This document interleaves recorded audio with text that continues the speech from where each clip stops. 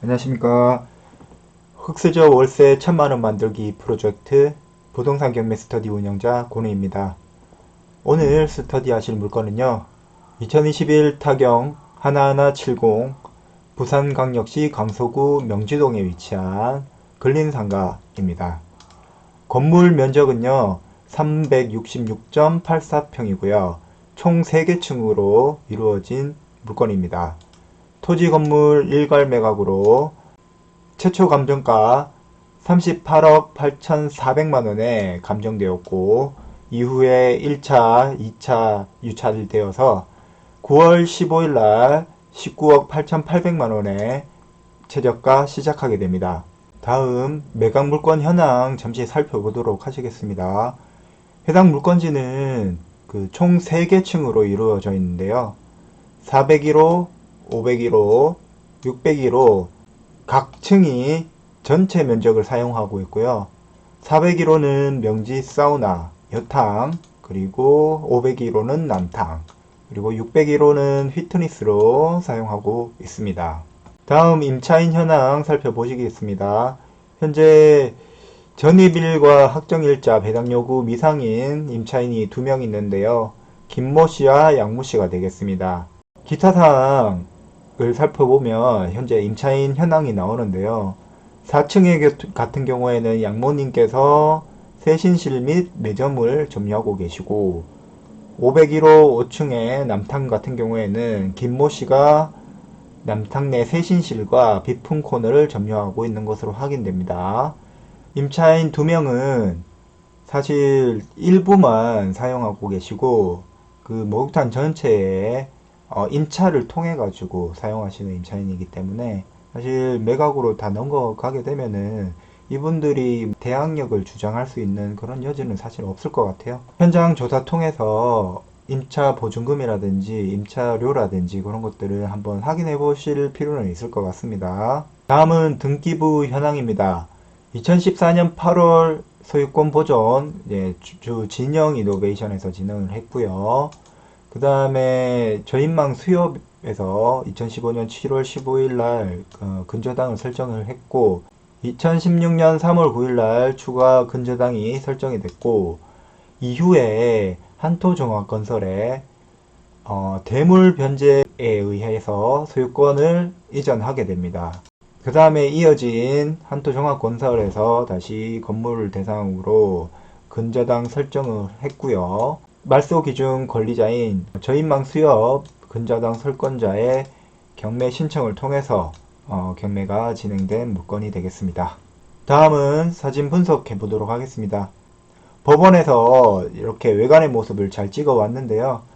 해당 물건지의 3층, 4층, 5층 이렇게 빨간 원 안에 있는 모습이 보여집니다. 건물 외관은 굉장히 깔끔해 보입니다. 지은 지 얼마 안 됐기 때문에 깔끔해 보이고 1층에는 GS25시 편의점도 들어와 있고 공실 없이 대부분 잘 이용이 되는 것 같습니다. 반대편 대로변에서 본 건물 외관 모습이고요. 자, 내부로 들어오면 여탕의 모습, 사물함 라카룸도 보이고요. 피트니스의 출입구도 보입니다. 안내 데스크고요. 지금 운영은 잘 되고 있는 것 같아요. 조금 이따가 지도 분석 통해서 보시겠지만 그 세대수도 많은 곳에 위치한 상가라서 아마 목욕탕 쪽에서도 계속 운영을 하지 않을까 그렇게 생각을 하고 있습니다. 임차인 양모 씨가 점유하고 있는 여탕 내 매점 코너입니다. 이렇게 음료도 팔고 뭐 각종 뭐 계란이나 이런 것들도 팔고 여기 신기하게 옷도 이렇게 판매를 하시는 것 같습니다. 뭐 옷 장사하다가 잘 안 되셔서 이거 재고를 좀 놔두시는 것 같네요. 남탕의 경우인데요. 남자분들은 잘 아시겠지만 남탕에는 또 이발소가 있습니다. 이렇게 지금 점유 중이신 김모 씨는 이발소를 이용하고 계시는 것 같고요. 계양도를 보시면 여탕인 4층 401호가 전체 사용하고 있고 5층 역시 남탕으로 전체 사용, 6층 역시 피트니스로 전체 사용 중인 걸 확인할 수 있습니다. 네, 다음은 네이버 지도 분석해 보도록 하겠습니다. 제가 미리 지도를 쉽게 좀 표기를 해봤습니다. 빨간 체크 표시로 되어 있는 부분이 상가 지역이고, 여기에 보이시는 작은 빨간 네모 체크 표시가 바로 우리 해당 물건지입니다. 왼쪽 편으로 보이시는 파란색 박스는 물건지 주변에 있는 공동주택이고요. 왼쪽 편만 하더라도 대략적으로 5, 6천 세대가 모여 있는 걸 확인할 수 있습니다.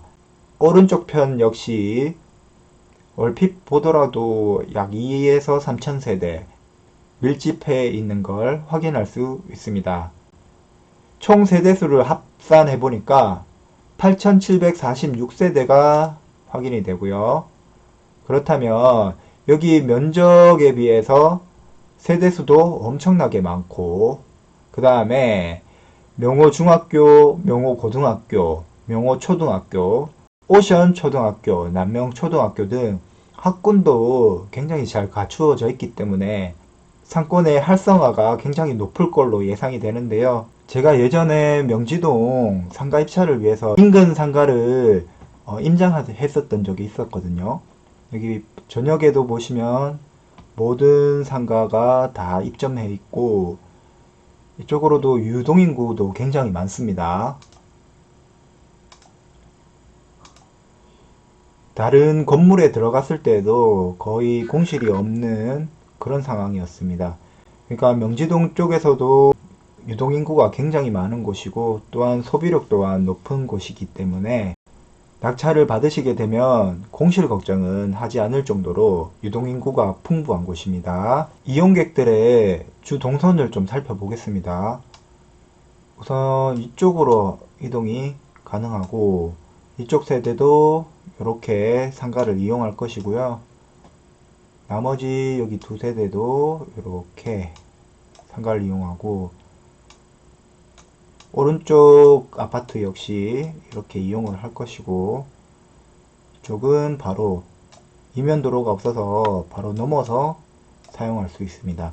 그러니까 여기 빨간색 체크된 부분에 상가가 이용률이 굉장히 집중되고 높은 것을 확인할 수 있습니다. 네, 다음은 가격 분석 진행해 보도록 하겠습니다. 오늘 가격 분석은 네이버 부동산과 그리고 밸류맵을 통해서 가격 분석을 했는데, 이게 일일이 다 찾아보면은 시간이 너무 오래 걸릴 것 같아서 제가 간단하게 표로 한번 정리해 봤습니다. 네, 표로 정리한 매매 가격과 그리고 월세 상태입니다. 밸류맵에서는요, 2015년도 본건물 산층이 58평 평당 645만원에 매매가 됐었고요. 2018년에는 아래쪽의 건물이 3층 60평 평당 795만원에 매매가 됐다는 걸 확인할 수 있었습니다. 그런데 2022년과 2021년에는 다소 가격이 다운된 상태로 확인할 수 있는데, 특히나 2022년에 보시면은 2층이 57평이 평당 727만원에 매매가 됐고요. 이거는 굉장히 급매로 매매가 된 부분이라 그 통계 수치상에서는 좀 제외해도 되지 않을까 싶습니다. 그리고 위에 보이는 그 2015년 18년도 매매 거래 내역 역시 조금 시일이 지난 부분이라서 이 부분도 좀 제외하도록 하겠습니다.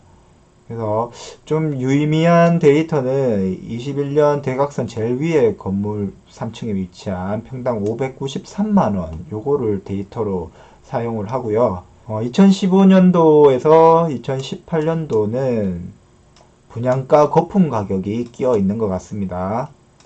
그리고 2021년도에서 22년도 가격이 분양가가 좀 거품이 꺼진 가격이고, 네이버 지도상의 매매 가격도 역시 확인할 수 있었는데요. 해당 건물의 3층 동양 건물은 59.89평이 평당 668만원이었고, 위쪽 사거리 코너라서 아무래도 좀 더 비싸겠죠. 평당 714만원이 확인됐습니다. 역시나 이런 내용들을 종합해서 봤을 때 평당 593만원 가격과 네이버 매물 평당 668만원. 다음 월세인데요. 월세는 해당 건물 3층 동향이 네이버 부동산 쪽에 나와 있는 걸 보면 평당 25,000원으로 확인이 됩니다. 보증금은 2천에 150만 원이었고요. 바로 위쪽에 있는 건물 5층은 역시 동양이고 56.71평, 평당 18,000원으로 확인되었고요. 그리고 대각 코너 4층은 서양이 24,000원에서 25,000원 사이, 동양은 24,000원 사이. 네, 대개 2만원에서 25,000원 정도가 적정한 월세 가격으로 확인이 됩니다. 매매 가격과 월세 가격을 기준으로 가격을 분석해 보았습니다. 전유찰가 24억에 입찰을 한다고 했을 때 대출은 약 80% 정도까지 나올 파악이 되고요. 취득세는 1억 2천. 이게 목욕탕에서 계속 사용을 한다면 철거비가 빠지겠지만, 만약에 목욕탕이 더 이상 임차하지 않고 장사를 하지 않는다면 내부 철거가 필요할 것 같습니다.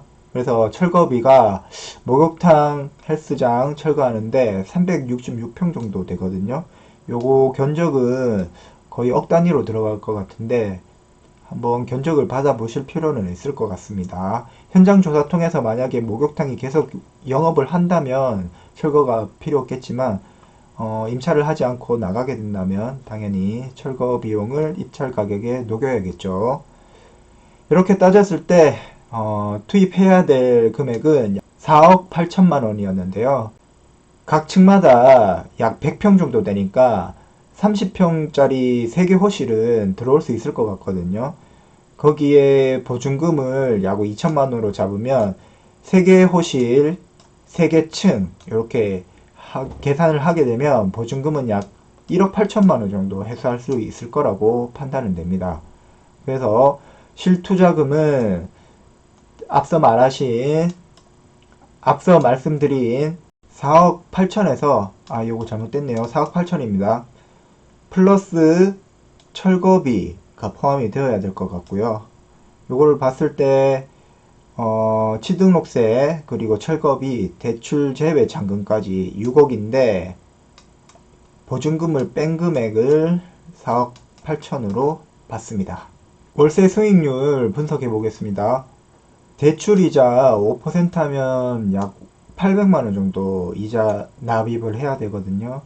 근데 월세 수익을 보수적으로 평당 2만원을 받았을 때 366평은 약 732만원의 월세 수익률이 발생합니다. 대출이자보다 지금은 낮은 상태죠. 경매를 받고 운영을 한다면 계속 마이너스가 상황이라는 건데, 이것을 다시 평당 25,000원으로 보게 되면 약 올해 915만원 정도 나올 것으로 판단이 됩니다.